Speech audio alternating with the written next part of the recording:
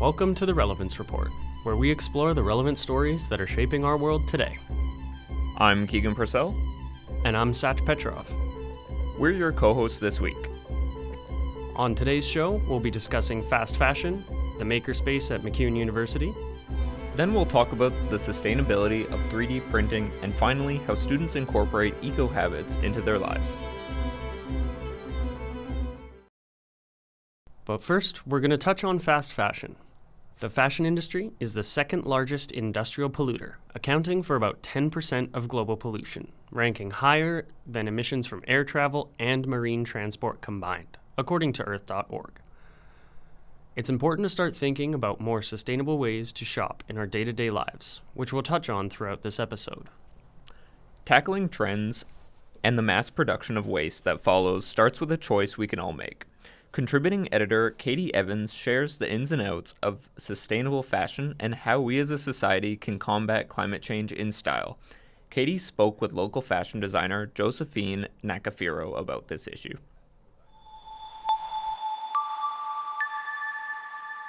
What inspired you to make sustainability such a key factor in your designs? Sustainability in fashion is something that concerns everyone. Climate change affects everyone everywhere in the world.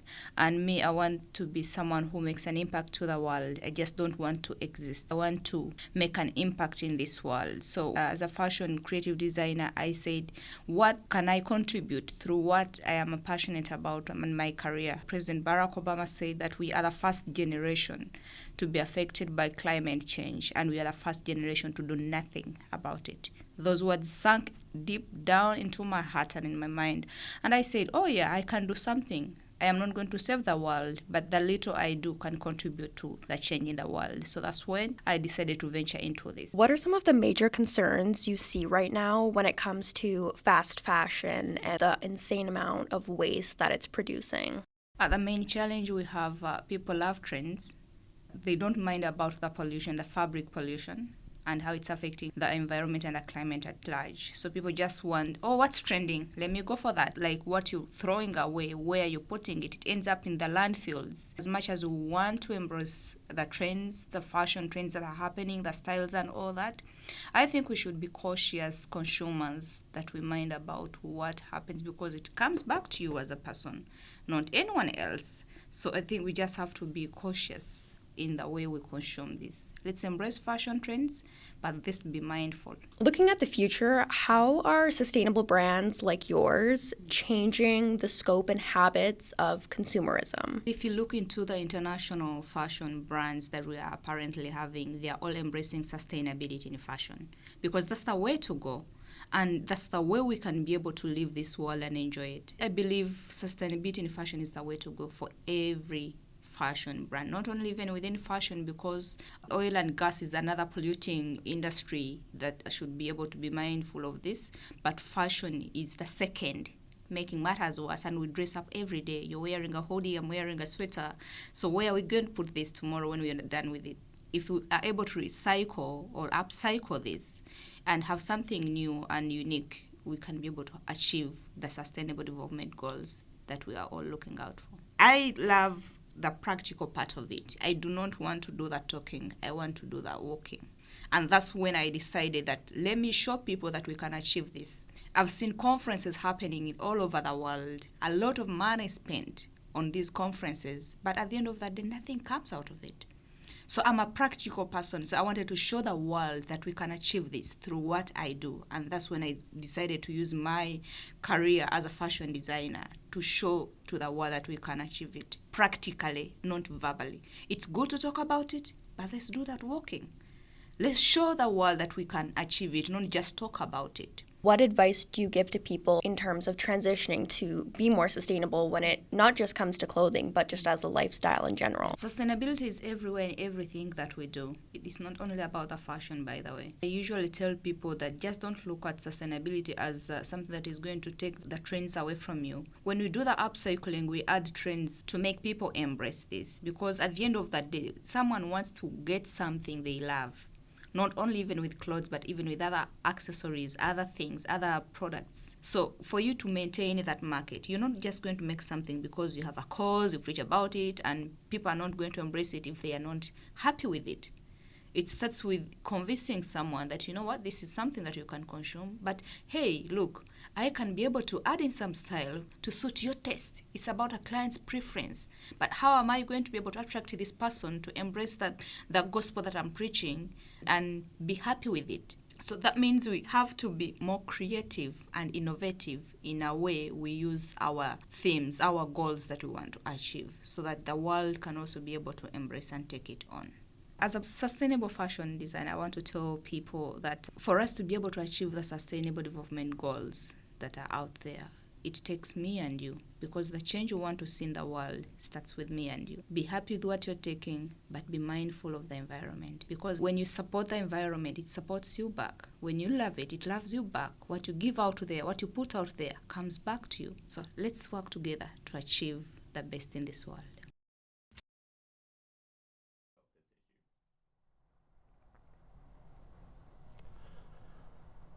Now let's talk about 3D printing.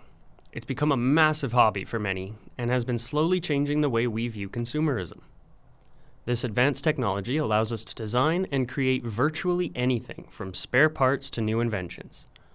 Instead of buying a niche replacement part or trying to find a designer product meant for one specific purpose, we can now create them for a fraction of the cost in filament.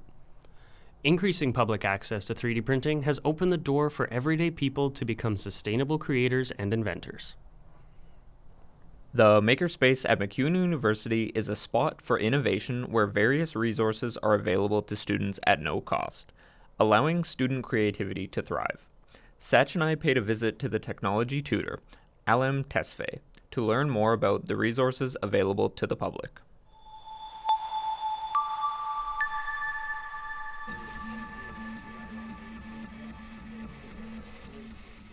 My name is Alem Tesfaye. I'm a fourth-year Bachelor of Commerce student, and I'm also a student worker here at the MacEwan Library. I work for a library service called the Makerspace, and as a student peer support, I help students create their creations, and that could come in the form of 3D printing, vinyl cutting, making t-shirts, buns, all sort of stuff.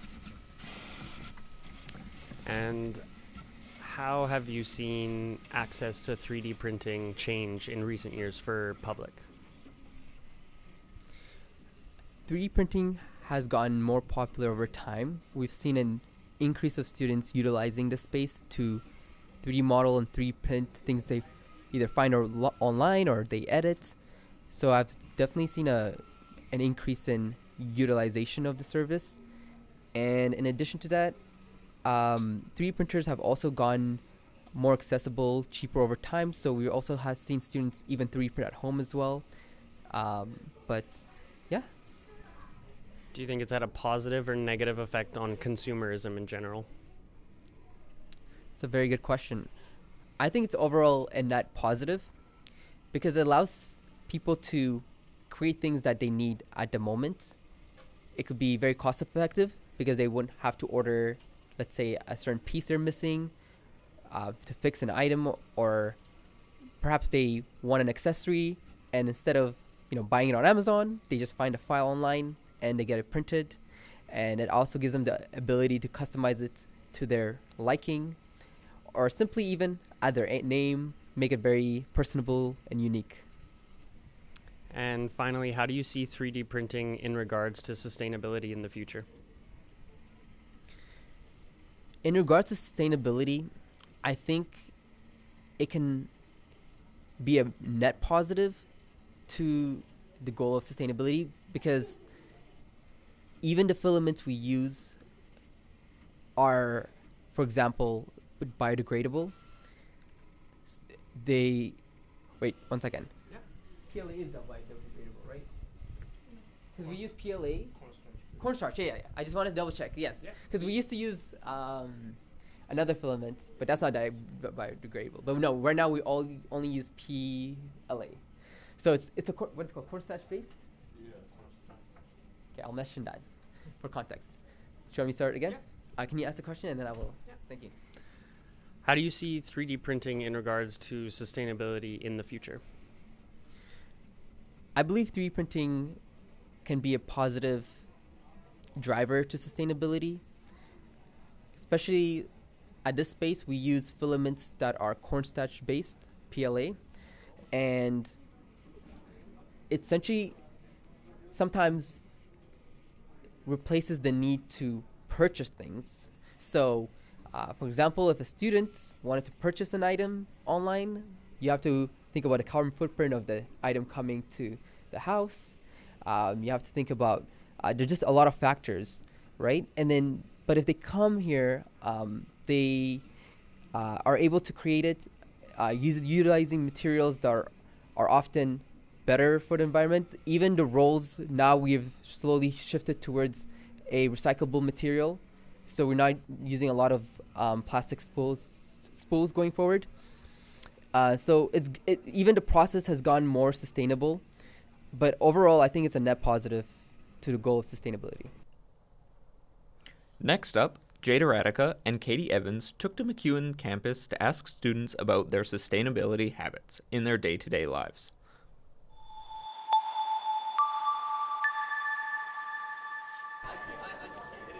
SEMU is hosting an eco market, which is focusing on selling sustainably made items on March 18th. Would that be of interest to you at all? Yes, I will try to make that. Where do you purchase your clothes? Like, do you thrift? Do you buy secondhand? Honestly, it depends. Sometimes I thrift, sometimes buy it like firsthand type thing. Why do you think that shopping secondhand is important? I think it's important because some people need clothes that might not be in style right now. They might be in the thrift store. You go there, you see it, you're like, wow, that's awesome.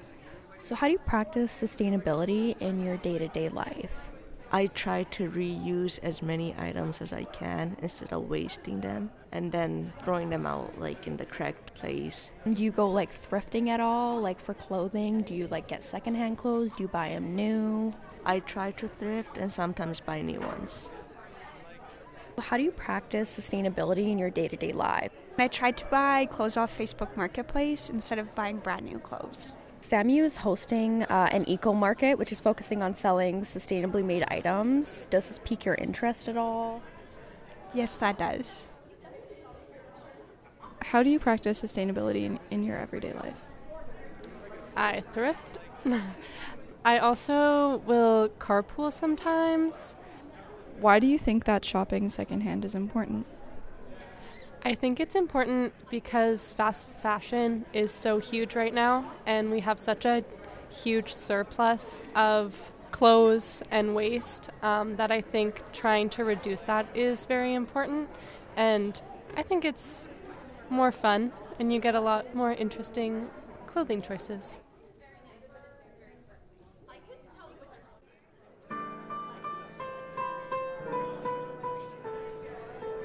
All right, so we're here at the MacEwan Creators Market.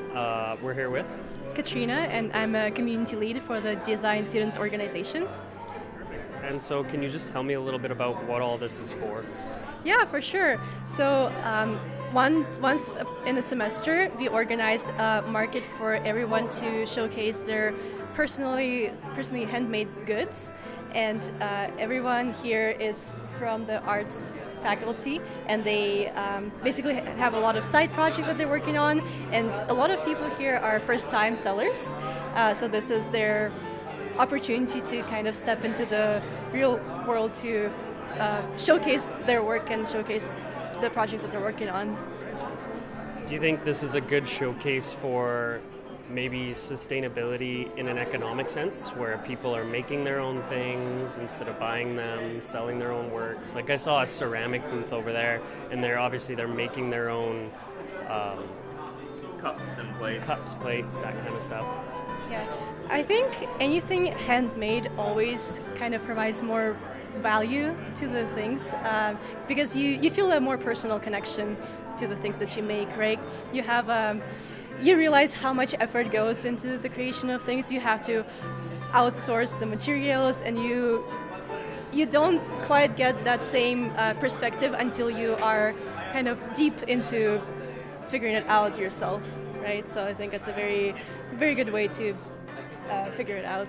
Yeah. Is there anything you want to add to any of our listeners out there? Any kind of advice? I mean, my advice would be to always try new things, and especially if you find anything that's interesting to you, don't be afraid to try it even if it feels intimidating, because like I said, a lot of people at our market here are first-time sellers and first-time vendors, but so far it's going amazingly, and it's a great opportunity to just get yourself out there. Yeah.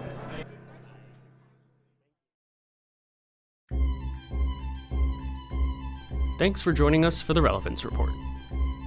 This week's episode was produced by Jada Radica, Sat Petrov, Katie Evans, and Sydney Peach, and myself, Keegan Purcell. The show was edited by Katie Evans. The show's supervising producer is Sheena Rossiter. Additional studio supervision by Sasha Stanoivich. This podcast is produced as part of the BCSC 325 Radio News and Documentaries course in the winter 2024 semester. This course is part of the Bachelor of Communication Studies program in the Department of Communication at MacEwan University. The show was edited and produced out of the MacEwan Media Production Studio. Our theme music is called Buzzing by Kaylee Lambert. Additional music is provided by Light Saturation from Pixabay. Logo design for this podcast is done by Sasha Stanoivich. I'm Sach Petrov. And I'm Keegan Purcell, your host for this week's episode. This podcast was recorded on Treaty 6 territory, the national and ancestral territory of the Cree, Dene, Blackfoot, Saulteaux, and Nakota Sioux. We acknowledge that this territory is home to the Métis settlements and the Métis Nation of Alberta, regions 2, 3, and 4, within the historical Northwest Métis homeland. Don't forget to subscribe to the Relevance Report on Apple Podcasts, Spotify, or wherever you get your podcasts. And if you like what you heard, please leave us a review and rating. It really helps people find the show. Please join us again next week when we report the relevant stories that are shaping our worlds.